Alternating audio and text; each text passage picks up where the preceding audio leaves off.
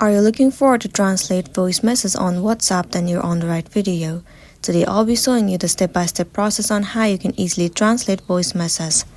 First thing first, move into WhatsApp. Make sure that your application is up to date. Also make sure you are logged in into your specific account. Once you have been logged in, now head over to You at the bottom right corner. After that, head over to Chats. In the chat section, you will see the option where it says Voice Message Transcripts. All you gotta do is click on this option. Now click on Manually and then select Transcript Language. You can select whichever language you want to translate it to. Let me select the English right now and then click on Done. Now head over to your chat section, move into the inbox of the person. Now if they have sent the voice message, you will be able to see the transcribe option.